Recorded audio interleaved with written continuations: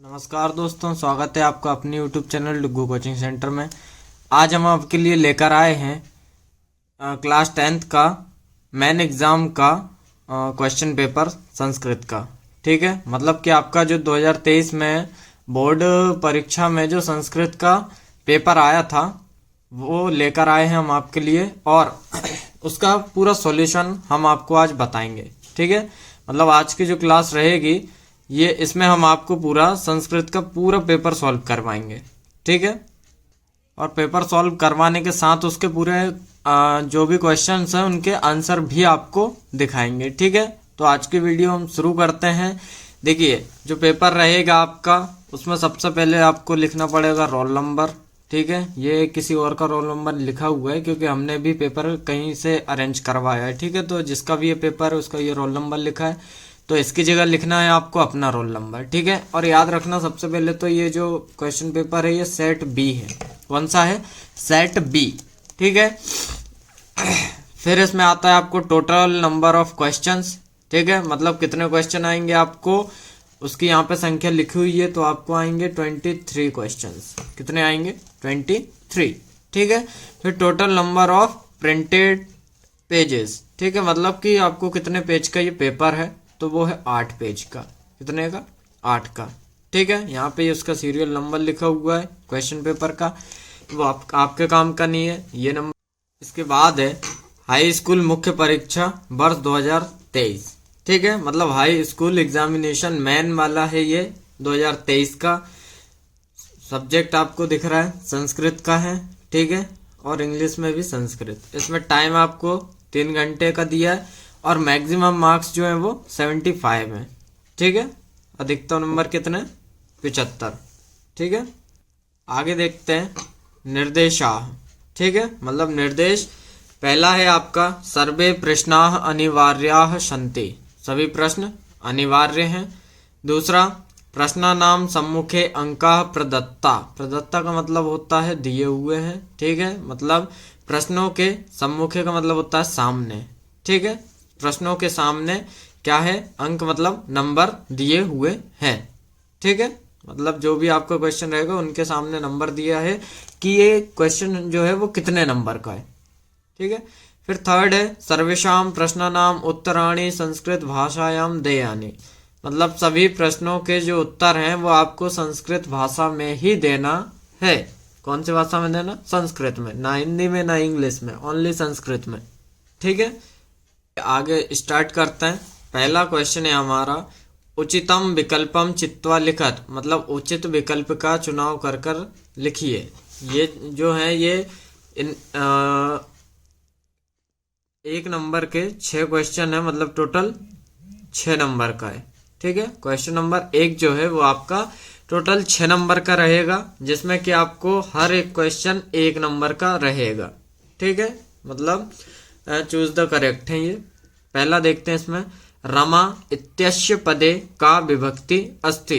मतलब रमा जो पद लिखा है या शब्द लिखा है, कौन सा? रमा। इसमें हमें बताना है कि इसमें कौन सी विभक्ति है। ठीक है, हमें 4 ऑप्शन दिए हुए हैं। पहला प्रथमा, दूसरा चतुर्थी, तीसरा पंचमी और चौथा सप्तमी। ठीक है, ये 4 ऑप्शन है। इसमें से राइट जो होगा वो होगा आपका पहला वाला। ठीक है, मतलब प्रथमा। रमा में कौन सी विभक्ति है? प्रथमा विभक्ति है। रमा के जो शब्द चलते हैं वो बिल्कुल बालिका की तरह चलते हैं। ठीक है, मतलब दोनों ही आकारांत हैं।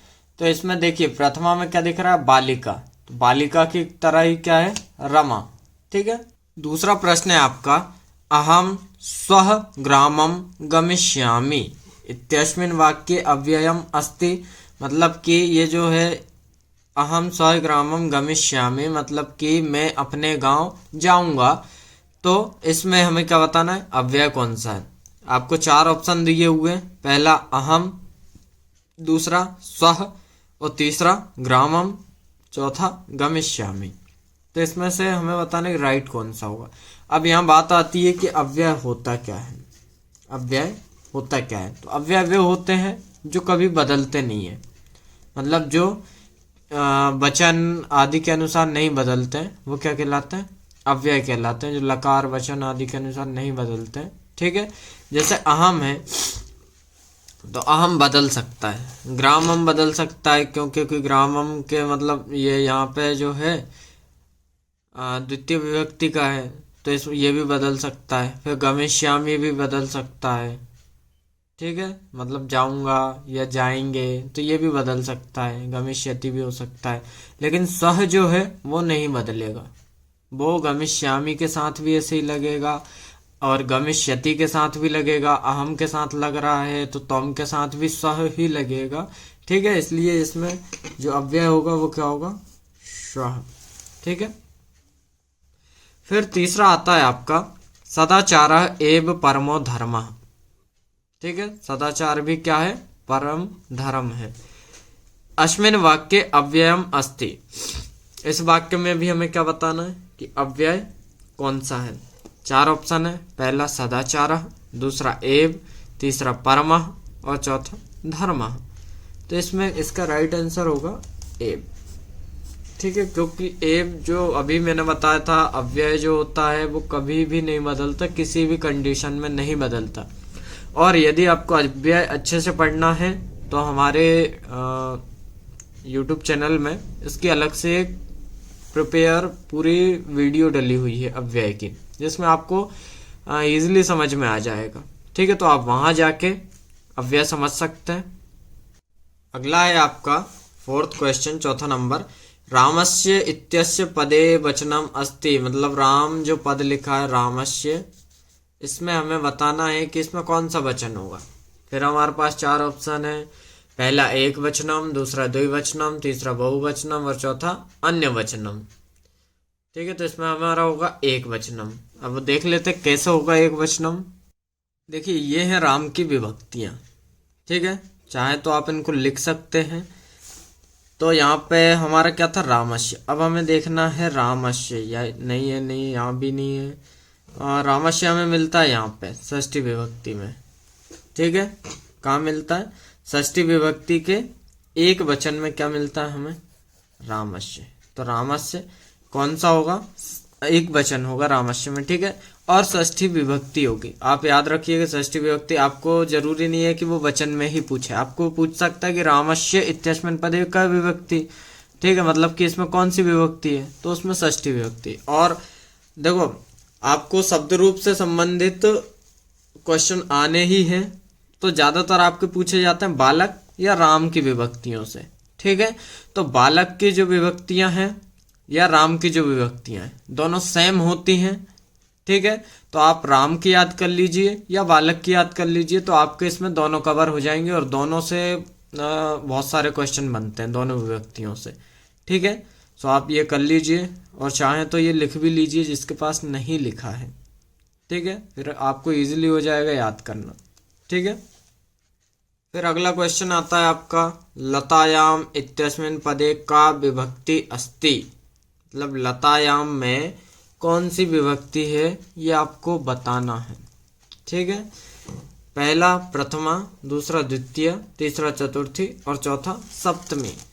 तो लता के जो शब्द रूप हैं वो चलते हैं रमा की तरह। किसकी तरह चलते हैं, रमा की तरह। देख लेते हैं इसका। देखिए ये है लता के शब्द, तो इसमें हमें सप्तमी में के एक वचन में दिख रहा है लतायाम, और हमारा क्वेश्चन में भी क्या है, लतायाम। तो इसमें जो है सप्तमी विभक्ति होगी, ठीक है। कौन सी होगी इसमें, सप्तमी विभक्ति।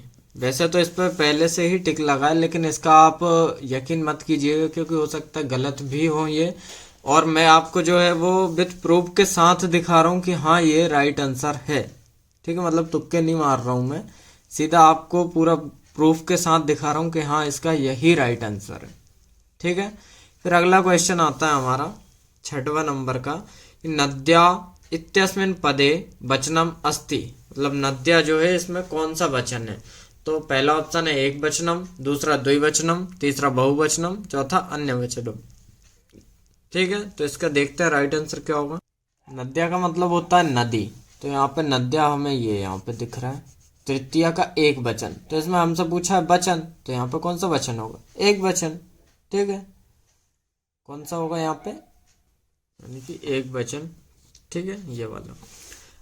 अब इसके बाद आता है हमारा question number 2। Question number second है हमारा, प्रश्न क्रमांक 2। अशुद्ध वाक्यानाम समक्षम आम और अशुद्ध वाक्यानाम समक्षम ना इति लिखत। मतलब शुद्ध वाक्यानाम के सामने, मतलब शुद्ध वाक्य जो है उनके सामने हमें लिखना है आम। क्या लिखना है?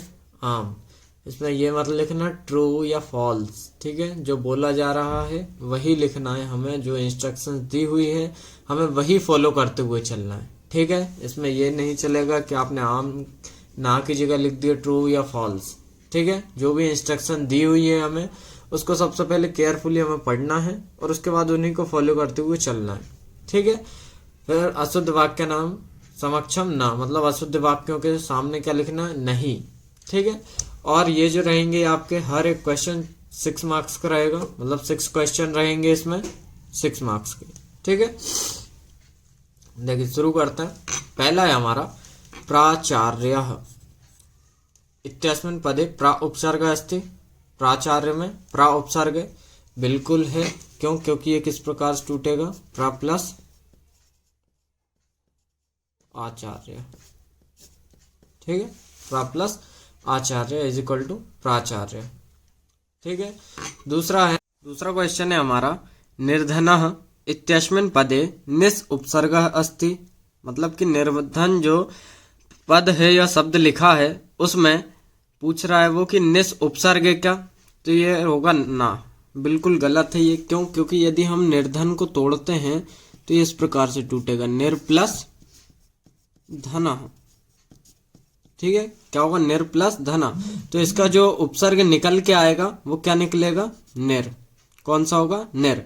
इसलिए इसमें कौन सा उपसर्ग होगा? निर होगा, निस नहीं होगा, इसलिए ये गलत होगा, ना आएगा इसमें, ठीक है। फिर अगला है तीसरा क्वेश्चन, भविष्यति इत्यस्मिन् पदे मध्यम पुरुषः अस्ति। भविष्यति जो शब्द लिखा है इसमें मध्यम पुरुष है क्या? नहीं, ये भी गलत होगा। क्यों? क्योंकि भविष्यति में मध्यम पुरुष नहीं है, भविष्यति में प्रथम पुरुष है। और यदि मध्यम पुरुष में भविष्यति देखें कि मतलब भाव धातु का मध्यम पुरुष क्या होता है, तो होता है भविष्यसि। क्या होता है?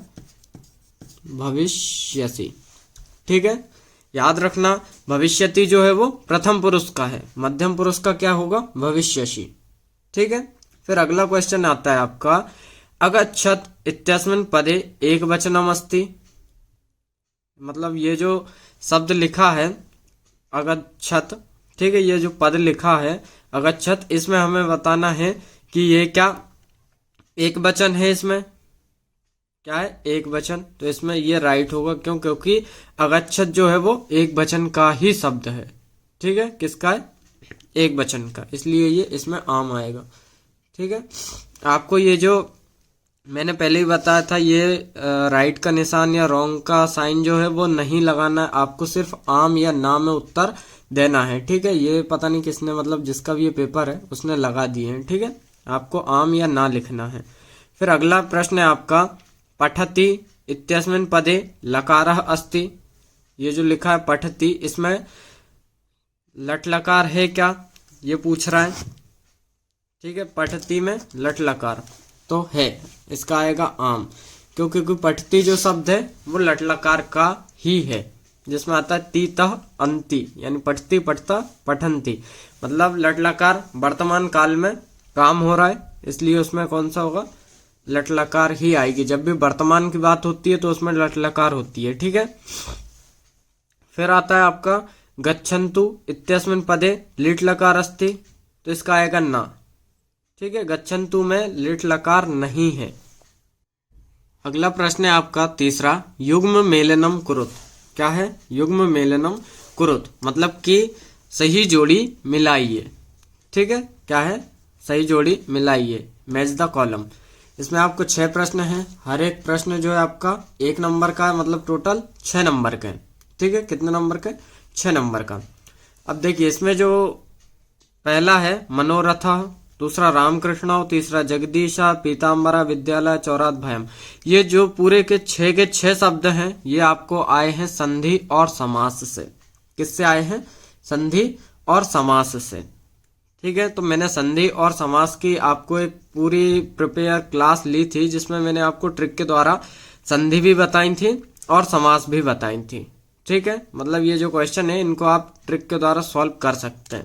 ठीक है, अभी मैं सॉल्व करके भी दिखाऊंगा आपको। देखिए पहला क्या है, मनोरथः। क्या है, मनोरथः। इसको देखते हैं हम कैसे सॉल्व कर सकते हैं। देखिए शब्द क्या है आपका, मनोरथः। क्या है, मनोरथः। तो बीच में क्या आ रहा है इसमें, ओ। क्या आ रहा है, ओ।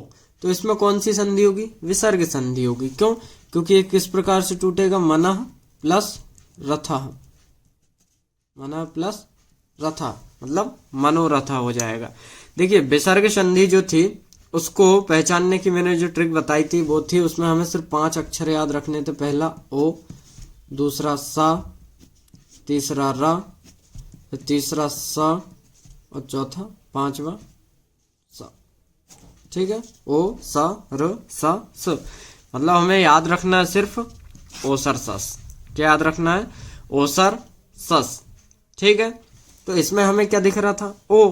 तो मैंने बताया था आपको जहां भी ये शब्द दिखे इनकी जगह इन शब्दों को हटाओ और उसकी जगह विसर्ग लगाओ। जैसे यहाँ पे था मनः, देखो मन, हमने मन वैसे ही का वैसे लिख दिया। यहाँ पे ओ था, ओ को हटा के हमने विसर्ग लगा दिया। ठीक है, और प्लस रथा का रथा। ठीक है, इसलिए इसमें कौन सी संधि, सॉरी हाँ संधि होगी, विसर्ग संधि होगी। ठीक है, मतलब ये 5 शब्द में से आपको जहां भी दिखे इनको हटाओ और विसर्ग लगाओ। और एक बात और, ये ट्रिक हमारी कहाँ काम करेगी, जहां हमारे शब्द आपस में मिल रहे हों। जैसे कि मनः प्लस रथा, जहां पे ये प्लस के बाद ये मिल रहे हो ना, वहां पे ये ट्रिक हमारी काम करेगी। ठीक है, याद रखना। तो देखिए मनोरथ में क्या है, विसर्ग संधि। तो हमारा पहला हो जाएगा ये। ठीक है, मतलब ये 6वां वाला पहले का आंसर, विसर्ग संधि। दूसरा है राम कृष्णाओ। राम कृष्णाओ क्या है, ये एक समास का शब्द है जिसमें हम बताना कौन सी समास है। राम कृष्ण का मतलब होता है राम और कृष्ण, यानी रामश्च कृष्णच। ठीक है, तो इसमें हमें बताना है इसमें कौन सा समास होगा। तो मैंने आपको बताया था जब भी ये डबल मात्राएं दिखें, कौन सी डबल मात्राएं, या फिर जिसमें दोनों पद प्रधान हो। इसमें राम भी प्रधान है और कृष्ण भी प्रधान है, मतलब दोनों पद क्या हो, मेन हो। तो उसमें कौन सा समास होता है, द्वंद्व समास। कौन सा होता है, द्वंद्व समास। आप याद रखना इसमें 2 वा आ रहे हैं और 2 दा आ रहे हैं। ठीक है, यानी द्वा एक बार और द्वा 2 बार। तो इसमें दोनों पद प्रधान मतलब द्वंद्व समास। ठीक है, याद रखना आप, द्वंद्व समास में क्या होता है, दोनों पद प्रधान होते हैं और उसमें डबल मात्राएं आती हैं। इतना याद रखना आप। ठीक है, इसलिए इसमें कौन सा होगा, द्वंद्व समास। तीसरा है जगदीशः। क्या है, जगदीशः। तो इसको यदि हम तोड़ें तो ये किस प्रकार से टूटेगा, जगत प्लस ईशा। किस प्रकार से, जगत प्लस ईशा इज इक्वल टू क्या होगा, जगदीशा। इसमें होगी व्यंजन संधि। व्यंजन संधि में मैंने आपको बताया था जो ता है वो गा में या मतलब दूसरे उसमें कन्वर्ट हो जाता है। ठीक है, तो इसमें कौन सी होगी, जगदीशः में व्यंजन संधि। अगला है पीताम्बरः। पीताम्बर में कौन सा होगा, बहुव्रीहि समास होगा। क्यों, क्योंकि पीताम्बर का मतलब क्या होता है, पीला है जिसका अंबर। ठीक है, पीताम्बर का मतलब क्या होता है, पीला है जिसका अंबर। तो बहुव्रीहि में मैंने आपको बताया था कि बहुव्रीहि में कोई अन्य पद प्रधान रहता है। कौन सा पद, कोई अन्य, बात किसी और की हो रही हो और अन्य पद इसमें प्रधान रहेगा। जैसे कि यदि हम पीताम्बर का दूसरा एग्जाम्पल देखें तो, सॉरी पीताम्बर का नहीं, बहुव्रीहि का दूसरा एग्जाम्पल देखें तो उसमें आप जैसे मान लीजिए दशानन आता है, आपको क्या आता है, दशानन आता है। तो दशानन यानी 10 सिर वाला। तो 10 सिर वाला कौन है, रावण। ठीक है, तो मतलब बात किसी और की हो रही हो और कोई और प्रधान होता है इसमें। और जैसे कि मान लीजिए लंबोदर, मतलब लंबा है जिसका उदर, तो कौन है, गणेश भगवान। ठीक है, याद रखना आप, बहुव्रीहि समास में क्या होता है, कोई अन्य पद प्रधान होता है। ठीक है, इसलिए पीताम्बर का क्या होगा, बहुव्रीहि समास। फिर अगला आता है आपका विद्यालय। तो विद्यालय में कौन सी संधि होगी, दीर्घ स्वर संधि होगी। क्यों, क्योंकि ये किस प्रकार से टूटेगा, विद्या प्लस आलय। और आपको यहाँ पे बीच में क्या दिख रहा है, बड़ा आ दिख रहा है। ठीक है, कौन सा दिख रहा है, बड़ा आ। दीर्घ स्वर संधि मैंने आपको क्या बताया था, वो देखिए ट्रिक मैंने बताई पहले आपको कि ट्रिक कहाँ काम करेगी, तो वो ट्रिक वहां काम करेगी जहां शब्द आपस में मिल रहे हैं, यानी शब्दों का मेल हो रहा है। ठीक है, तो विद्यालय इसमें क्या है, बड़ा आ। और दीर्घ स्वर संधि का मैंने क्या बताया था आपको, जिसमें कि बड़ा आ आए, क्या आए, बड़ा आ, बड़ी ई आए या बड़ा ऊ आए। मतलब ये तीन मात्राएं याद रखना है आपको, बड़े आ की, बड़ी ई की और बड़े ऊ की। ठीक है, यदि आपको ये तीन मात्राएं शब्द में दिखें जहां पे शब्दों का मेल हो रहा है, ठीक है, तो वहां पे कौन सी संधि होगी, दीर्घ स्वर संधि। और एक बात और याद रखना आप, देखिए विद्यालय में तोड़ के बताता हूं कैसे टूटेगा, विद्या प्लस आलय बराबर क्या बनेगा हमारा, विद्यालय। ठीक है, विद्या प्लस आलय बराबर क्या बनेगा आपका, विद्यालय। तो विद्यालय में कौन सी संधि होगी, दीर्घ स्वर संधि होगी। ठीक है, अगला आता है आपका चौरात भयम। क्या है शब्द, चौरात भयम। तो अब देखिए बाकी तो हमने सॉल्व कर ही लिए, अब बचा हमारा सिर्फ दूसरा पंचमी तत्पुरुष, तो आपको सीधा उसी पे टिक कर देना है। और यदि ये बीच में आता, जैसे कहीं बीच में आता आपको कि चौरात भयम, में बताना है आपको कि इसमें संधि है या समास है। तो देखिए ये जो चौरात दिख रहा है आपको, ये किससे रिलेटेड दिख रहा है, ये दिख रहा है देखिए विभक्ति से रिलेटेड। किससे, विभक्ति। राम की पंचमी विभक्ति क्या होती है, रामात। क्या होती है, रामात। ठीक है, तो चौरात और रामात सेम दिख रहा है आपको। ठीक है, तो इसमें कौन सा समास होगा, और देखिए इसमें क्या दिख रहा है आपको, पंचमी। तो पंचमी विभक्ति राम की होती है रामात, ये भी दिख रहा है आपको चौरात, सेम ही है। ठीक है, तो आपको क्या याद रखना है इसमें, देखिए तत्पुरुष समास जो होता है उसमें आपको याद रखना है विभक्तियां या कारक चिन्ह। क्या याद रखना है, विभक्तियां या कारक चिन्ह। आपको कोई सा भी शब्द दिया हो, यदि उसमें आपको विभक्ति से रिलेटेड दिख रहा है कि इसमें कोई सी विभक्ति का प्रयोग हुआ है या फिर कारक चिन्ह का, जैसे कि कारक चिन्ह में जैसे मान लीजिए राजा का पुत्र है, तो का यानी संबंध कारक लग रहा है इसमें। कौन सा लग रहा है, संबंध कारक, मतलब राजा का पुत्र। लिख के देखते हैं हम, देखिए राजा का पुत्र, तो बीच यानी राजपुत्र है। क्या आ रहा है, राजपुत्र, यानी राजा का पुत्र। तो बीच में जो का लगा है ये है, देखिए राजा का पुत्र है, मतलब दोनों के बीच में क्या है, संबंध है, रिलेशन है। ठीक है, तो इसमें बीच में जो है का क्या है, संबंध कारक में आता है। किस में आता है, संबंध कारक में। इसलिए आप याद रखना, जब भी आपको तत्पुरुष समास दिखे तो उसमें, मतलब तत्पुरुष समास जब भी किसी शब्द में होगा तो उसमें या तो कारक चिन्ह का यूज किया जाएगा या विभक्तियों को प्रयोग किया जाएगा। ठीक है, याद रखना। और एक बात और याद रखना, देखिए यहाँ पे तो 6 क्वेश्चन दिए थे, तो 6 ही उसके सामने दिए हुए हैं कि इनमें से 6 ही आंसर हो सकते हैं, लेकिन आपको ये आगे बढ़ा के भी दे सकता। मान लीजिए इधर 6 ही क्वेश्चन दिए और इधर 7 या 8 ऑप्शन दे दिए, ठीक है, कि इसमें से आपको 8 में से कोई 6 चूज करना है, तो वहां पे कंफ्यूज मत होना। आपको बिल्कुल ट्रिक अच्छे से याद रखना है।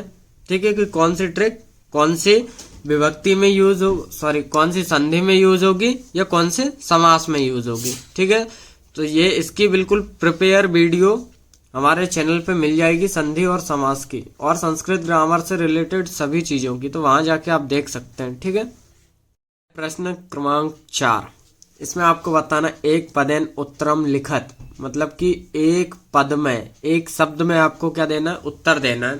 ठीक है, 6 प्रश्न हैं आपके और हर एक प्रश्न जो है आपका 1 नंबर का है, मतलब टोटल इसके 6 नंबर मिलेंगे आपको, 6 नंबर का। देखिए पहला प्रश्न क्या है आपका, सर्वदा कार्येषु का बलवती। क्या, सर्वदा सर्व कार्येषु का बलवती, तो इसका राइट आंसर होगा बुद्धि। क्या होगा, बुद्धि। ठीक है, दूसरा प्रश्न है अत्र जीवितम कीदृशम जातम। इसका राइट आंसर होगा दुर्वहम। क्या होगा? दुर्वहम। ठीक है, प्रश्न क्या हमारा? अत्र जीवितम कीदृशम जातम यानी दुर्वहम। इसमें आपको ये जो अत्र है ना, ये आपको फिल इन द ब्लैंक्स में पूछ लिया जाता है खालिस्तान में कि खालिस्तान जीवितम की दुर्वहम जातम, तो अत्र। ठीक है, अगला प्रश्न है आपका प्रश्न क्रमांक 4। पठितवान इत्यस्मिन् पदे कः प्रत्ययः अस्ति। ठीक है, क्या है कि पठितवान जो शब्द लिखा है उसमें हमें प्रत्यय बताना कि कौन सा प्रत्यय होगा। ठीक है, तो देखिए पठितवान पीछे क्या आ रहा है? वान, और जिस शब्द में भी पीछे वान आता है उसमें हमेशा कतवतु होता है। कौन सा होता है? कतवतु, याद रखना। अगला है गंतुम इत्यस्मिन् पदे कः प्रत्ययः अस्ति, यानी कि गंतुम जो शब्द लिखा है इसमें कौन सा प्रत्यय होगा।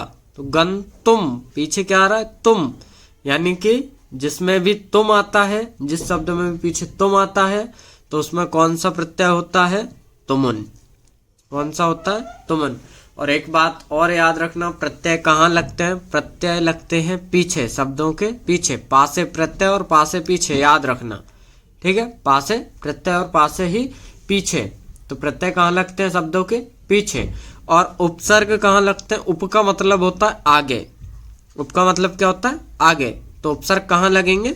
शब्दों के आगे, याद रखना इतना। ठीक है, अगला है आपका वर्तमानः इत्यस्मिन् पदे कः प्रत्यय अस्ति, यानी वर्तमानः जो शब्द लिखा है इसमें कौन सा प्रत्यय होगा। तो पीछे क्या आ रहा है इसमें? देखिए मानः। क्या आ रहा है? मानः, यानी कि जिसमें भी मानः आता है उसमें हमेशा होता है सानच प्रत्यय। कौन सा होता है? सानच। अगला प्रश्न है आपका 5वां प्रश्न।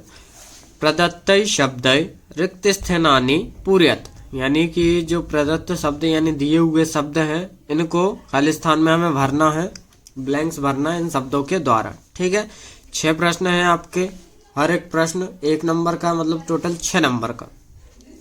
ठीक है, यहाँ पे आपको ऑप्शन दिए हुए हैं। पहला बालकः, दूसरा सुंदरः, तीसरा निरर्थकम, चौथा तनोः, 5वां रसालम, 6वां गीतानि और 7वां दुर्लभः। ठीक है, क्वेश्चन 6 और ऑप्शन 7। ठीक है, क्वेश्चन 6 है, ऑप्शन 7 है, तो आपको कोई 6 ही फिल करना है, मतलब इनमें से एक कोई सा एक्स्ट्रा दिया हुआ है। ठीक है, देखिए पहला क्या है? सुलभः इत्यस्य पदस्य डैश विलोम पदम भवति। ठीक है, सुलभ पद का विलोम शब्द क्या होगा ये हमें बताना है।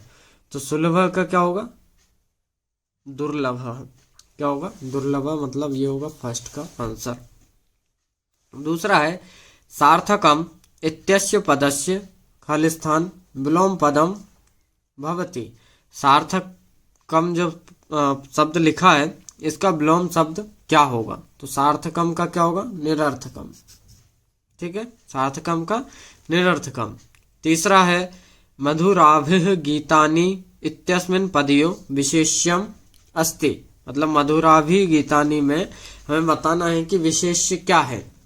तो इसमें होगा विशेष्य आपका गीतानि। ठीक है, फिर अगला प्रश्न है आपका सुंदरः बालकः इत्यस्मिन् पदयोः खालिस्थान विशेषणम अस्ति। सुंदरः बालकः में हमें बताना है कि विशेषण क्या है, तो इसमें आएगा आपका सुंदरः। ठीक है, फिर अगला है इसमें सुंदरः। फिर अगला प्रश्न है आम्रम इत्यस्य पदस्य खालिस्थान पर्यायः भवति, मतलब आम्रम, आम्रम का मतलब होता है आम, तो आम का पर्यायवाची क्या होगा? इसका होगा रसालम।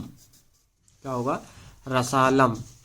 फिर अगला प्रश्न है शरीरम इत्यस्य पदस्य खालिस्थान पर्यायः भवति। शरीरम, शरीर मतलब अपना शरीर जो है उसका हमें पर्यायवाची बताना। पर्यायवाची मतलब एक से अनेक अर्थ निकले जिसके। देखिए शरीरम का क्या होगा? तनु। क्या होगा? तनु।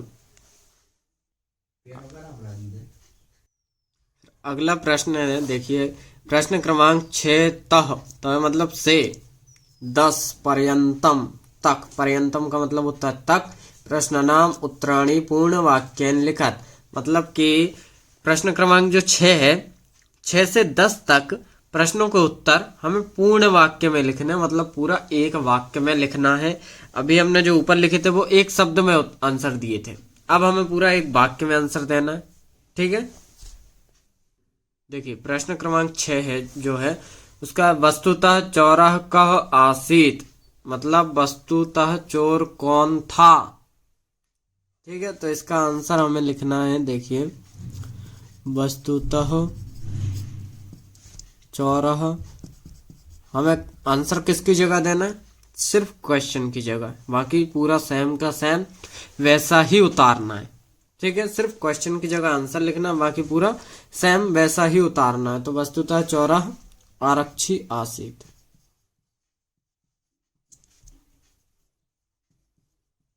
ठीक है, फिर इसके अथवा में है, सरसः शोभा केन भवति। सरसः का मतलब होता है तालाब, क्या होता है, तालाब। तो तालाब की शोभा क्या होती है, किससे होती है, तो इसका आंसर आएगा, देखिए सरसः शोभा, देखिए क्या होगा, सरसः शोभा, तो कैन की जगह हमें आंसर देना है। तो कैन की जगह ए कैन, राजहंसेन, राजहंसेन भवति। ठीक है, तालाब की शोभा कौन होता है, एक राजहंस होता है। ठीक है, तो देखिए हमारा जिस फॉर्म में क्वेश्चन होगा हमें उसी फॉर्म में आंसर देना है। जैसे यहाँ पे था कह, तो यहाँ आएगा आरक्षे। फिर यहाँ था कैन, तो एकेन राजहंसेन। ठीक है, फिर अगला प्रश्न है आपका, सरसः तीरे के बसंती। क्या है, सरसः तीरे के बसंती, तो सरसा मतलब तालाब, तीरे मतलब किनारे, और के मतलब कौन, और बसंती मतलब बसता था या रहता है। तो देखिए यहाँ पे आएगा सरसः तीरे, सरसः तीरे के की जगह हमें आंसर देना है।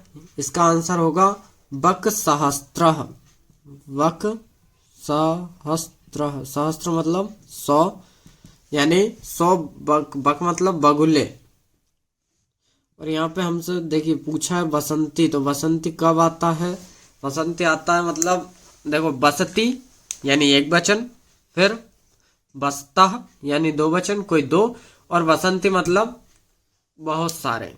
ठीक है, तो यहाँ पे आंसर में क्या आएगा, मतलब बहुत सारे, यानी सरसा तीरे कौन बसते थे। क्वेश्चन है कि सरस यानी तालाब के किनारे कौन बसते थे या कौन रहते थे, रहते हैं। तो यहाँ पे सरसा तीरे बक सहस्त्र यानी 100 बगुले रहते हैं। फिर इसका अथवा का है, जनः किमर्थम पदातः गच्छति, यानी जन यानी लोग, क्यों या किस लिए पैदल, पदाते मतलब पैदल जाते हैं। तो यहाँ पे आएगा जनः, इसका आंसर होगा जनः, अर्थ कार्शेन, अर्थ कार्शेन पीड़ितः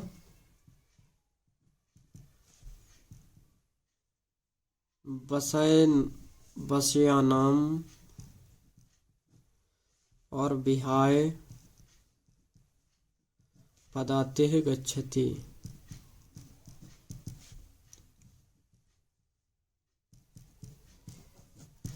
जन मतलब लोग बाग पैदल क्यों चलते थे, तो यहाँ पे इसलिए क्योंकि धन के अभाव के कारण, किसके, धन के अभाव के कारण पैदल चलते थे। अगला प्रश्न है प्रश्न क्रमांक 8, और याद रखना, देखिए मैं आपको क्वेश्चन नंबर 8, 9 और 10 के आंसर अभी नहीं बताऊंगा। मैं मतलब क्वेश्चन आंसर की एक आईएमपी अलग से वीडियो बना दूंगा, तो वहाँ पे आप देख लीजिएगा। ठीक है, देखिए क्वेश्चन अभी देख लीजिए आप, अस्माकं पर्यावरणे किम किम दूषितम अस्ति, मतलब हमारे पर्यावरण में क्या क्या दूषित है। ठीक है, फिर इसके अथवा में व्याघ्र किम विचार्य पलायतः। ठीक है, ये रहेगा आपका 2 नंबर का। ठीक है, फिर क्वेश्चन नंबर 9 है आपका, रामाय कुशलवयोः कंठाश्लेषस्य स्पर्शः कीदृशः आसीत्। और इसके अथवा में है मातुः अधिका कृपा कस्मिन् भवति। ये भी आपका 2 मार्क्स का रहेगा। ठीक है, फिर क्वेश्चन नंबर आता है आपका 10। क्वेश्चन नंबर 10 है केन समः बंधुः नास्ति। ठीक है, मतलब समय किसका सखा नहीं होता है, मतलब कौन से समय सखा नहीं होता। फिर इसके अथवा में मयूरः कथम नृत्य मुद्रायाम स्थिता भवति। ये रहेगा आपका 2 नंबर का।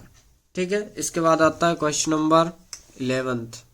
क्वेश्चन नंबर 11 है अधोलिखितानि वाक्यानि घटनाक्रमानुसारेण लिखत।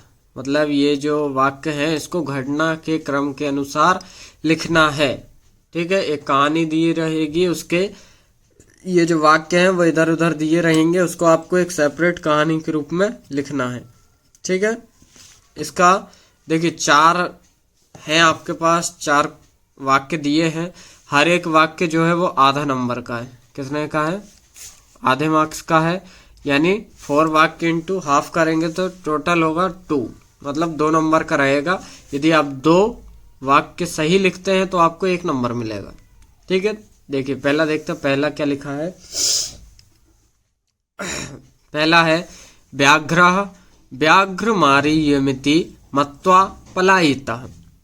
दूसरा है व्याघ्रं दृष्ट्वा सा पुत्रौ ताडयन्ति उवाच अधुना एकमेव व्याघ्रः विभज्य भुज्यताम्। फिर तीसरा है मार्गे सा एकम व्याघ्रम अपश्यत। फिर अगला है बुद्धिमती पुत्र द्वयेन उपेता पितुर्गृहं प्रति चलिता। ठीक है, ये 4 दिए हुए हैं आपको। देखिए ये जो वाक्य आपको 4 वाक्य दिए हुए हैं जिनको घटना के क्रम के अनुसार जमाना है, ये एक कहानी है। मतलब संस्कृत का जो चैप्टर 2 है आपका बुद्धिर्बलवती सदा। ठीक है, चैप्टर का नाम क्या है? बुद्धिर्बलवती सदा। ज्यादातर आपको जो घटनाक्रम के अनुसार जमाने को आते हैं वो इसी चैप्टर से आता है। ठीक है, तो इसकी मैं आपको पूरी कहानी सुना देता हूँ, बाकी फिर आप देख लीजिएगा। देखिए देवल नाम का एक गांव था, वहां पे राज सिंह नाम का राजपुत्र रहता था। तो फिर वहां पे एक बार किसी जरूरी काम से उसकी जो पत्नी थी बुद्धिमती, उसकी पत्नी का नाम क्या था? बुद्धिमती। वो अपने दोनों पुत्रों के साथ पिता के घर की तरफ चली जाती है। ठीक है, तो जब वो जाती है तो रास्ते में उसको घने जंगल में एक बाघ दिखाई देता है। ठीक है, बाघ को मतलब जो बाघ है वो उनके करीब आता हुआ देखकर वो अपने दोनों पुत्रों को एक एक थप्पड़ मार के कहती है कि एक ही बाघ को खाने के लिए तुम दोनों क्यों झगड़ रहे हो। ठीक है, तो वो कहती है कि इस एक बाघ को, जो बाघ है, तुम दोनों ही मिल बांट कर खा लो, बाद में कोई दूसरा ढूंढ लेना। इसके बाद ये सुनकर जो बाघ था, तो बाघ ने सोचा कि उसको कोई मारने वाला है, तो ऐसा समझकर वो बाघ वहां से डरकर भाग गया। ठीक है, और इस मतलब जो वो स्त्री थी वह अपनी बुद्धि के द्वारा बच गई। देखो यहाँ भी वही है। पहला क्या है? बुद्धिमती पुत्र द्वयन उपेता पितृगृहं प्रति चलिता। मतलब बुद्धिमती जो थी वो अपने दोनों पुत्रों को लेकर पितु मतलब पिता के घर की ओर चली। ये हो जाएगा आपका पहला। दूसरा है मार्गे सा एकम व्याघ्रम अपश्यत। मार्ग में उसको एक व्याघ्र मतलब बाघ दिखा, अपश्यत मतलब दिखा। ठीक है, फिर तीसरा है व्याघ्रम दृष्ट्वा सा पुत्र ताड़यंत्री उवाच अधुना एक में व्याघ्र विभज्य भुज्यताम। मतलब बाघ को देखकर उसने अपने दोनों पुत्रों से कहा कि तुम दोनों एक बाघ को आधा आधा बांट कर खा लो। विभज्य मतलब बांट कर, भुज्यताम मतलब खा लो। ठीक है, चौथा व्याघ्र मारी यति मत्वा पलायिता। पलायिता का मतलब भागा। तो व्याघ्र ने सोचा कि बाघ ने सोचा कि उसको कोई मारने वाला है, तो यह इसलिए वह वहां से डरकर भाग गया। ठीक है, तो इस प्रकार आप, यदि आपको हिंदी में कहानी याद है तो आप उसको आराम से उसको जमा सकते हो। ठीक है, क्योंकि थोड़ी बहुत संस्कृत तो आती होगी सभी को 10th क्लास में। ठीक है, प्रश्न क्रमांक 12 है आपका, वाच्य परिवर्तनम कुरुत कोऽपि द्वे, यानी वाच्य परिवर्तन करना है, कोई दो करना है इनमें सॉल्व। एक क्वेश्चन 1 नंबर का, मतलब 2 क्वेश्चन है, तो ये होंगे आपके 2 नंबर के। ठीक है, पहला क्या है, सह रोटिकाम खादती, इसको हमें करना है कर्मवाच्य में परिवर्तित। देखिए क्या है इसमें, पहले लिख लीजिए कर्म, सॉरी कर्ता, यहाँ लिखिए कर्ता, कर्म और क्रिया, ये आप लिख लेना। ठीक है, फिर देखिए क्या है, सह, सह यानी कर्ता, कौन से वचन का है, एक। ठीक है, और रोटी काम कर्म 2 और खादती यानी 1, यानी कि ये हमारा कोड वर्ड बन गया 1 to 1। क्या होगा 1 to 1। ये किस में लगता है, ये लगता है आपका कर्तृवाच्य में। कौन से में, कर्तृवाच्य में का कोड क्या होता है 1 to 1, याद रखना। ठीक है, ये आपको अभी समझ में नहीं आएगा, ये कोड आपको तब समझ में आएंगे जब आप अच्छे से वीडियो देखेंगे, मतलब कि जो हमने वाच्य से रिलेटेड वीडियो बनाई थी वो आप यदि जाके देखेंगे तब जाके आपको समझ में आएगा कि हाँ ये कोड वर्ड क्या है।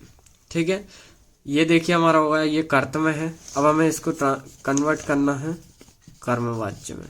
किसमें, कर्म में। तो कर्म का क्या होता है, कर्म का होता है 3 1 1, मतलब कि, और इसमें याद रखना कि ये जो देखिए, मतलब 3 क्या होगा, कर्ता तृतीय विभक्ति का हो जाएगा, कर्म जो है वो एक वचन का रहेगा और इसमें कर्म प्रधान हो जाएगा, और यहाँ पे आता है आपका, देखिए ये हो जाएगा कर्म और ये हो जाएगा आपकी क्रिया। क्रिया जो है वो कर्ता के अनुसार लगेगी, लेकिन क्रिया में क्या प्लस हो जाएगा, आत्मनेपद। क्या हो जाएगा, आत्मनेपद, ये आपका प्लस होगा, क्रिया में क्या होगा, आत्मनेपद प्लस हो जाएगा। अब देखिए इसको कन्वर्ट करें, सह है तो सह का क्या हो जाएगा 10, सह का क्या हो जाएगा 10। फिर क्या है, रोटी काम, तो रोटी काम यानी रोटी काम ही रहेगा, सह रोटी काम, रोटी काम। और फिर क्या आइए, खादती, तो खादती में यदि आत्मनेपद देखें तो क्या हो जाएगा, खाद्यते, क्या होगा, खाद्यते। ठीक है, 10 रोटी का खाद्यते, ये हो जाएगा कर्मवाच्य में परिवर्तित। ठीक है, दूसरा है गायकेन गीतम गीयते, क्या है, गायकेन गीतम गीयते। तो ये देखिए गायकेन जो है वो आपका, और इसको हमें करना है कर्तृवाच्य में। देखिए गायकेन यानी तृतीय विभक्ति का प्रयोग हो रहा है, गीतम, गीतम यानी इसमें कर्म प्रधान है, और गीयते इसमें आत्मनेपद लगा है। ठीक है, तो इसका क्या हो जाएगा, गायकेन का हमें कर्तृवाच्य में करना। अब कर्तृवाच्य का मैंने बताया था क्या होता है 1 to 1, यानी गाय का गीतम और गीयते का क्या हो जाएगा 1 हो जाएगा, यानी गायते, गायकेन गीता गायते, आप लिख लेना। ठीक है, फिर अगला है छात्र ग्रंथम पठति, इसको कर्मवाच्य में परिवर्तित करना है। तो देखिए छात्र का क्या हो जाएगा, छात्रे। ठीक है, और ग्रंथम, ग्रंथम का ग्रंथम ही रहेगा, और फिर क्या है हमारे पास पठति, यानी पठति का आत्मनेपद क्या होगा, पठ्यते। ठीक है, छात्र ग्रंथम पठ्यते, मतलब सीधा सा हमें याद रखना है, पहले हमें देखना है कि यह किस फॉर्म में है। ठीक है, सह, देखिए इसको ही देख लेते हैं, क्या था, छात्रा, यानी इसमें कर्ता जो है वो एक वचन का है, प्रथम विभक्ति का। फिर ग्रंथम यानी कि ये है द्वितीय विभक्ति का है ये, और पठति ये भी हमारा एक वचन का है, प्रथम पुरुष का। 1 2 1 है, मतलब कर्तृवाच्य का है, किसका है, कर्तृवाच्य का। अब हमें कर्म में बदलना है, कर्म का मैंने बताया था, कर्म का क्या होता है 1 to 1 नहीं 3 1 और 1, क्या होता है 3-1-1, मतलब कर्ता तृतीय विभक्ति का, यानी छात्र का क्या हो जाएगा छात्रेण, क्या हो जाएगा छात्रेण, यहाँ पे आएगा छात्रेण। ठीक है, छात्रेण ग्रंथम पठ्यते, और ग्रंथम का ग्रंथम, और पठती, पठती का एक यदि आत्मनेपद लगाएं और एक वचन में लिखें तो वो हो जाता पठ्यते।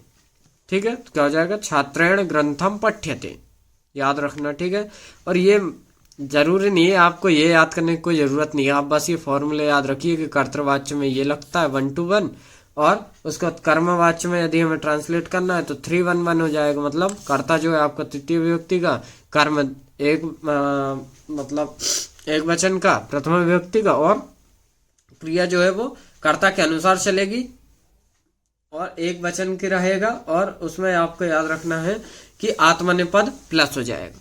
ठीक है, इतना आप कर लीजिएगा।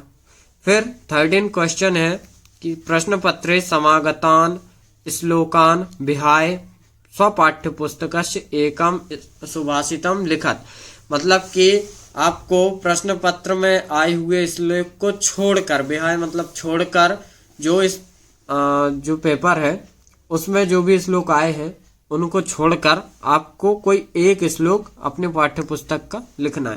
यहाँ पे सुभाषितम का मतलब ये मत समझना कि सुभाषितानी के ही लिखना है। सुभाषितम का मतलब होता है कोई अच्छे वचन जो आपको कोई ज्ञान दे। ठीक है, ये मत सोचना कि हमें सुभाषितानी के लिखने, ऐसा बिल्कुल नहीं है। ठीक है, फिर आता है आपका प्रश्न क्रमांक 14 स्थूल पदमाधृत्य प्रश्न निर्माणम कुरुत, यानी कि ये जो क्वेश्चन दिए हुए हैं इनका हमें प्रश्न निर्माण करना है।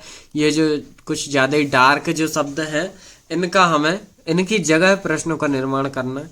कोअपि द्वय, यानी कोई दो करना है, एक क्वेश्चन जो है आपका दोनों 1 नंबर का है, मतलब टोटल आपके 2 नंबर का है। ठीक है, पहला देखते हैं, पहला है जनकेन सुताय शैशवे विद्या धनम दीयते, मतलब जनकेन सुताय, जनकेन यानी पिता के द्वारा, सुताय मतलब पुत्र को, शैशवे यानी बचपन में, विद्या धनम दीयते यानी विद्या धन दिया जाता है। ठीक है, पहले का मतलब क्या हमारा जनकेन यानी पिता के द्वारा पुत्र को बचपन में विद्या धनम दिया जाता है। तो अब हमारा ये आ जाएगा क्वेश्चन, ये बनेगा हिंदी में ही देखें पहले तो क्या बनेगा कि पिता के द्वारा किसको बचपन में विद्या धनम दिया जाता है। ठीक है, तो किसके की जगह क्या आएगा हमारा कसमई।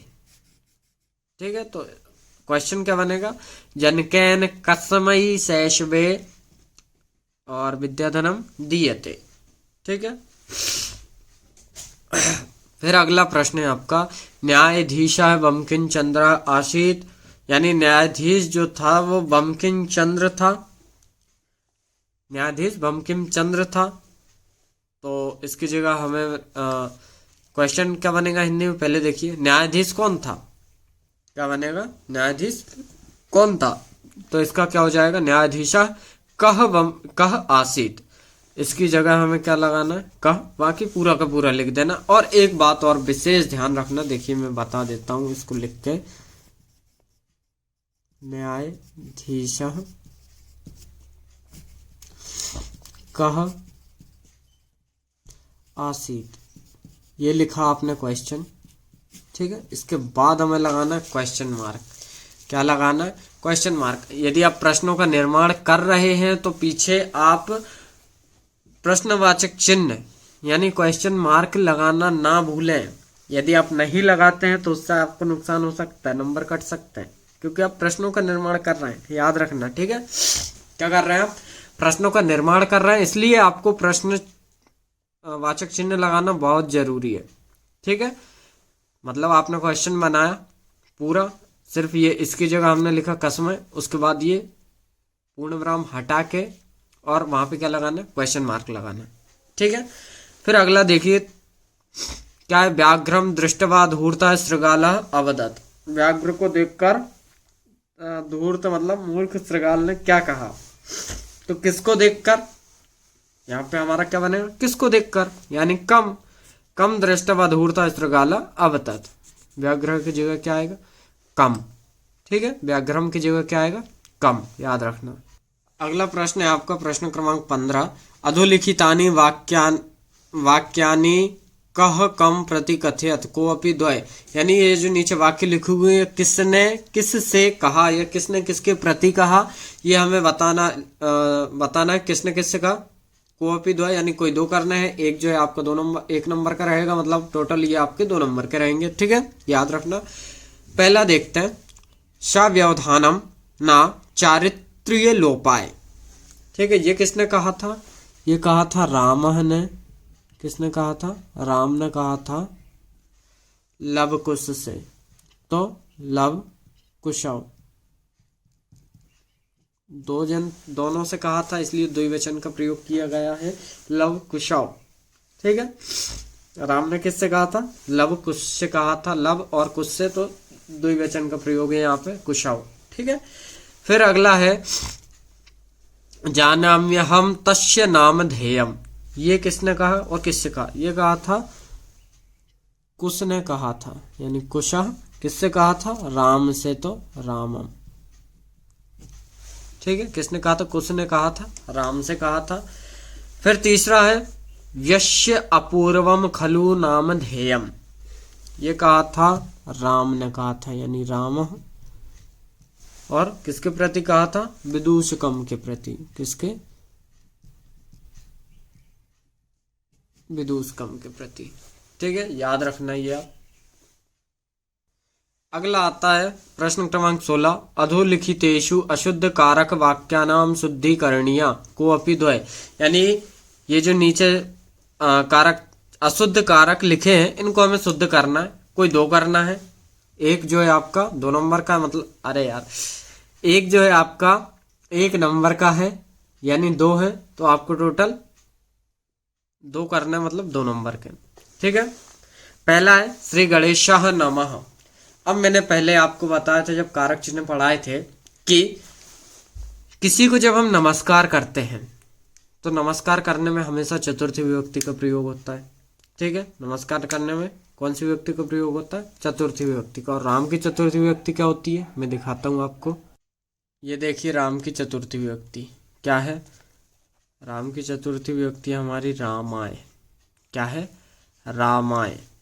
तो अब हम जिसको नमस्कार करते हैं उसमें चतुर्थी विभक्ति आती है। तो श्री गणेश जी को नमस्कार कर रहे हैं हम, तो क्या आएगा? गणेशाय और नमः। ये तो सिंपल है, सभी हर जगह लिखा भी रहता है, श्री गणेशाय नमः, श्री रामाय नमः, श्री हनुमाय नमः। मतलब जिसको भी हमें नमस्कार करना है, श्री गुरुवाय नमः, यानी गुरु को नमस्कार। मतलब जिसको भी हम नमस्कार करते हैं उसमें हमेशा चतुर्थी विभक्ति होती है। किस में होती है? जिसको हम नमस्कार करते हैं। यहाँ हम किसको नमस्कार कर रहे हैं? गणेश जी को नमस्कार कर रहे हैं, इसलिए क्या आएगा? गणेशाय नमः। ठीक है, फिर अगला आता है आपका वृक्षस्य पत्रम पतति। मतलब पेड़ से पत्ता अलग होता है। जब भी मैंने आपको बताया था, जब किसी चीज से कोई वस्तु अलग होती है, किसी वस्तु से कोई चीज अलग होती है, तो उसमें हमेशा पंचमी विभक्ति का प्रयोग किया जाता है। अब यहाँ पे और याद रखना, जिससे याद अलग होती है उसमें पंचमी विभक्ति होती है। तो यहाँ पे पत्रम पतति यानी पत्ता गिर रहा है, तो किससे गिर रहा है? किससे अलग हो रहा है? वो पेड़ से। तो क्या आएगा इसका? वृक्षात पत्रम पतति। पूरा वही का वही आएगा, सिर्फ आपको जिस चीज से अलग हो रहा है वो वहां पे चेंजेस होगा। तो वृक्ष से अलग हो रहा है यानी वृक्षात, इसमें वृक्षात में पंचमी विभक्ति का प्रयोग होगा। ठीक है, जब भी कोई चीज किसी से अलग होती है तो उसमें पंचमी विभक्ति का प्रयोग होता है। ठीक है, फिर अगला है सीता रामस्य सह वनम गच्छति। ठीक है, तो इसको देखें यदि, तो जिसके साथ भी हम जाते हैं या जिसके द्वारा अपना काम पूरा किया जाता है, तो यहाँ पे किसके द्वारा काम पूरा किया है सीता ने अपना? राम के द्वारा, यानी राम के साथ ही तो गई है वो। ठीक है, तो क्या होगा? सीता रामेण सह वनम गच्छति। जिसके द्वारा कार्य पूरा किया जाएगा उसमें तृतीय विभक्ति का प्रयोग होगा। ठीक है, जैसे वृद्ध जो है वो डंडे की सहायता से चलता है, तो वो किसके द्वारा चल रहा है? वो अपना काम पूरा किसके द्वारा कर रहा है? दंडे के द्वारा। तो क्या हो जाएगा? वृद्ध दंडेन चलती। ठीक है, याद रखना आप। और कारक चिन्ह वैसे तो बहुत इजी है, यदि आप अच्छे समझें और यदि आपको समझना है तो आप हमारे चैनल में जाइए, वहाँ पे आपको एक अलग से संस्कृत ग्रामर की प्लेलिस्ट मिल जाएगी, ठीक है, तो आप उसमें से देख लीजिएगा। अब अगला आता है क्वेश्चन नंबर 17। प्रदत्त शब्द रिक्त स्थानानि पूरयत कोऽपि चत्वारि। ये जो नीचे शब्द दिए हुए हैं ये इनको हमें भरना है रिक्त स्थानों में, मतलब ब्लैंक्स में भरना है, और कोई 4 करने हैं। कोऽपि चत्वारि, कोई 4 करने हैं। हर एक जो है इसमें से आधे नंबर का रहेगा, यानी टोटल 4 करने हैं। आधा नंबर का 1, मतलब कोई 2 करेंगे जब आपको 1 नंबर मिलेगा, ठीक है। देखिए पहले तो ऑप्शन देख लेते हैं हमारे पास क्या क्या है। पहला स्थित प्रज्ञ, दूसरा यथा समयम, तीसरा अहिभुकम, चौथा जो है वो है आपका सदा, पांचवा अत्र और छठवा भृशम, ठीक है। तो देखिए पहला जो है उसमें खालिस्तान समयस्य सदुपयोग करणीय, मतलब समय का उपयोग करना चाहिए। तो कब करना चाहिए? देखो समय का उपयोग तो हर टाइम करना चाहिए, ऑल टाइम करना चाहिए, इसलिए क्या आएगा सदा। तो क्या सदा समय से उपयोग करणीय, यानी सदा मतलब हर टाइम समय का उपयोग करना चाहिए। दूसरा है खालिस्तान जीवनम दुर्वहम अस्ति।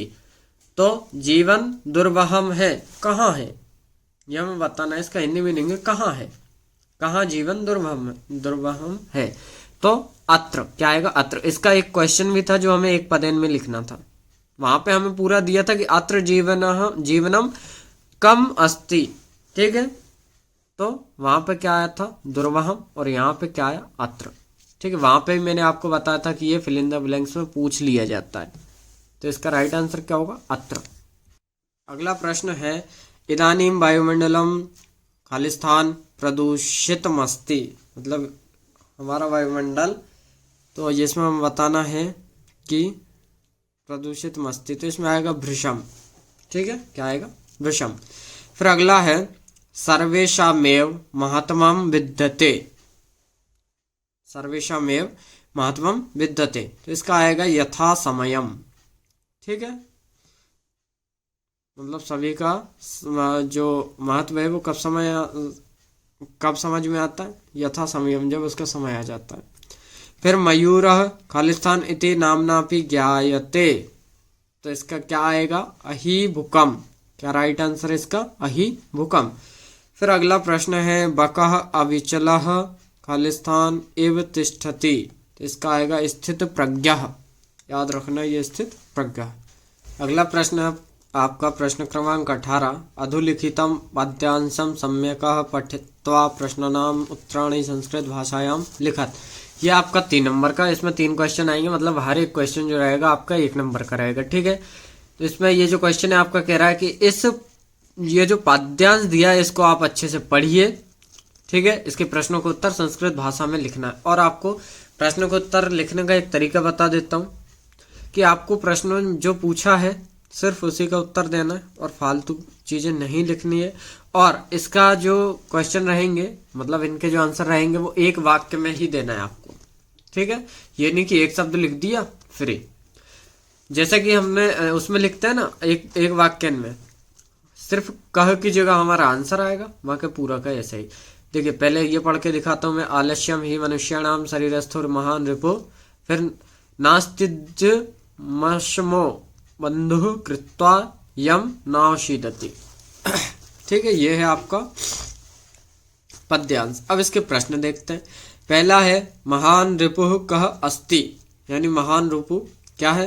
तो इसका आंसर जो आएगा वो रहेगा मनुष्याणाम शरीरः। यहाँ पे शरीरस्थो लिखा है, लेकिन हमें क्या करना है कि जिस फॉर्म में हमारा क्वेश्चन होगा उसी फॉर्म में आंसर देना है। तो क्या आएगा मनुष्याणाम शरीरः अस्ति, यानी महान रिपुः मनुष्याणाम शरीरः अस्ति, ठीक है। फिर कैन समय बंधु नास्ति, तो ये आपको बता देना है। फिर कम कृत्वा नरः न अवशीदति, तो यहाँ पे कैन की जगह यहाँ पे कम की जगह आंसर आएंगे, ठीक है, याद रखना। फिर इसके अथवा में है, देखिए अथवा का भी बता देता हूँ पढ़ के। क्या है एक एव खगो माने वने वसति चातकः पिपासितो वा म्रियते याचते वा पुरंदरम, ठीक है। इसमें पहला क्वेश्चन है कह वने वसति, तो कह की जगह आंसर आएगा। दूसरा चातकः कीदृशः खगः वर्तते, तो कीदृशः की जगह, फिर कीदृशः चातकः म्रियते, तो कीदृशः की जगह आंसर। बाकी पूरा का पूरा क्वेश्चन वैसे का वैसा लिखना है, ठीक है, ये कर लीजिएगा आप। फिर क्वेश्चन नंबर 19 आता है आपका, उसमें एक आपको आएगा एक नाट्यांश। याद रखना क्या आएगा, एक नाट्यांश। पहले आता है पद्यांश, फिर नाट्यांश, फिर गद्यांश, ये चीजें आती हैं, ठीक है। अधोलिखितम नाट्यांशम पठित्वा प्रश्नानाम उत्तराणि पूर्ण वाक्यन लिखत, यानी ये जो आपको नाट्यांश लिखा है इसके प्रश्नों को उत्तर पूर्ण वाक्य में आपको लिखना है, ठीक है। ये नाट्यांश आप पढ़ लीजिएगा, ये 3 नंबर का है और इसमें 3 क्वेश्चन आएंगे, एक क्वेश्चन 1 नंबर का। पहला है कह कथयति अहम वनराजा अस्मि, तो कह का मतलब किसने कहा, ठीक है, यानी और यह कौन कह रहा है कि मैं वनराज हूं। फिर सिंह किम कुर्वन् अवदत्, तो किम की जगह आंसर। फिर वानरः सिंहम किम कथयति, तो किम की जगह आंसर, ये याद रखना। अब इसका देखते हैं अथवा वाला, ये है इसका अथवा का, पढ़ लीजिएगा आप। इसके प्रश्न देख लेते हैं और याद रखना ये भी आपको 3 नंबर के हैं, मतलब हर एक प्रश्न 1 नंबर का, टोटल 3 नंबर का। पहला है श्रृगाल कीदृश आसीत्, तो कीदृश का जगह आंसर, बाकी पूरा का पूरा वैसे ही। दूसरा व्याघ्र कया प्रहरन्ति दृष्टा, तो कया की जगह आंसर। फिर व्याघ्रन किम कुर्वन्ति सा दृष्टा, तो किम की जगह आंसर, बाकी पूरा पूरा क्वेश्चन वैसे ही का वैसा देख लीजिएगा आप। फिर आता है क्वेश्चन नंबर 20, प्रश्न क्रमांक 20, अधोलिखितम गद्यांशम सम्यक पठित्वा प्रश्नानाम उत्तराणि लिखत।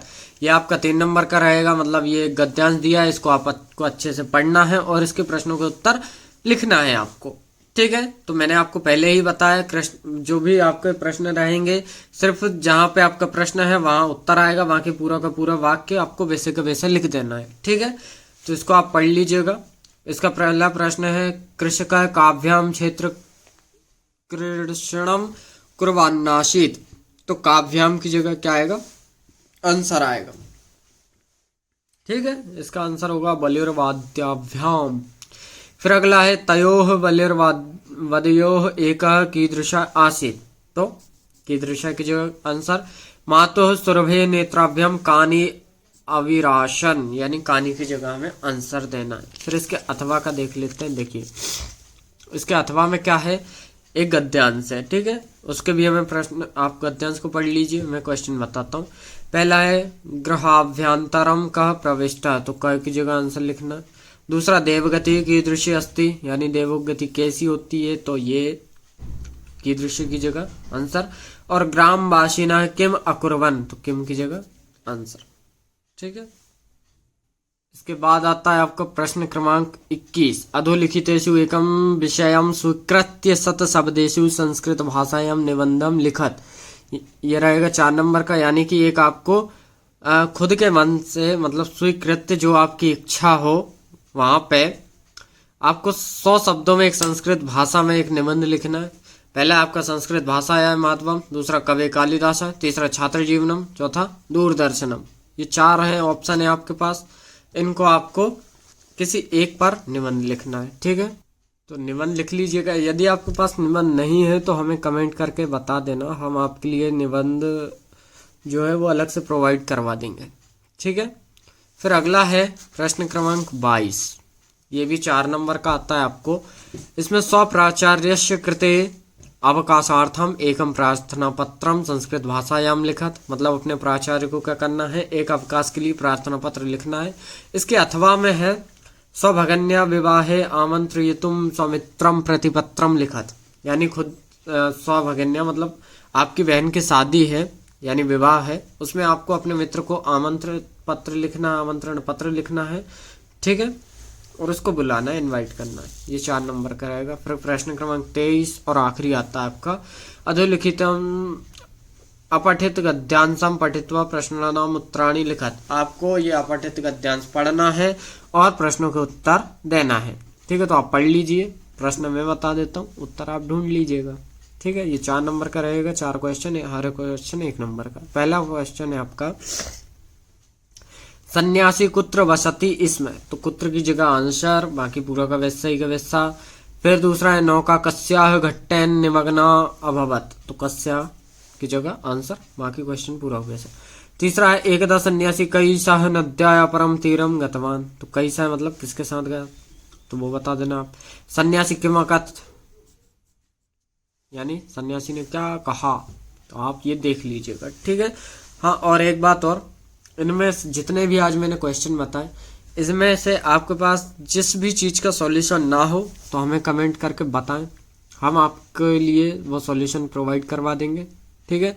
और डियर स्टूडेंट्स, आज की क्लास यही होती है समाप्त, ठीक है। आज की क्लास आपको कैसी लगी हमें कमेंट करके ज़रूर बताएं, और वीडियो को लाइक करें, चैनल को सब्सक्राइब करें, और ये जो आज वीडियो है इसको ज़्यादा से ज़्यादा शेयर करें, ताकि आपको तो इसका लाभ मिल ही रहा है, साथ ही आपके फ्रेंड्स को भी इसका लाभ जरूर मिले। धन्यवाद।